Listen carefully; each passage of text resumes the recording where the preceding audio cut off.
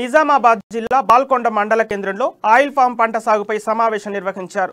ఉద్యానవన, వ్యవసాయ, పంచాయతీరాజ్, ఉపాధి హామీ శాఖల భాగస్వామ్యంతో సమావేశం నిర్వహిస్తామని మండల వ్యవసాయ అధికారి మహేందర్ రెడ్డి తెలిపారు.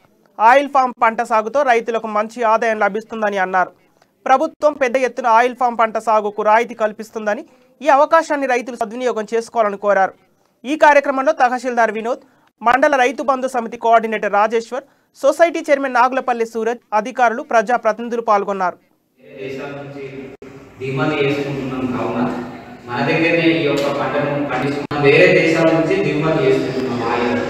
అయితే ఇందులో వేరే దేశాలకు మనం 1,00,000 కోట్ల రూపాయలు ఈ ఆయిల్, మనం ఏదైతే తినే ఆయిల్ గురించి, హోటల్లో వాడే ఆయిల్ గురించి, బిస్కెట్లో వాడేది, పార్లర్లో వాడేది, అన్ని రకరకాలుగా ఈ ఆయిల్ ఏదైతే వాడుతున్నామో దీనికోసం 1,00,000 కోట్లు వేరే దేశానికి కట్టి ఏదైతే ఆయిల్ ఫామ్కు మంచి డిమాండ్ ఉన్నదో మనం వేరే దేశాల నుంచి దిగుమతి చేసుకుంటున్నాం. కావున మన దగ్గరనే ఈ యొక్క పంటను పండించుకున్నాం, వేరే దేశాల నుంచి దిగుమతి చేసుకుంటున్నాం ఆయిల్.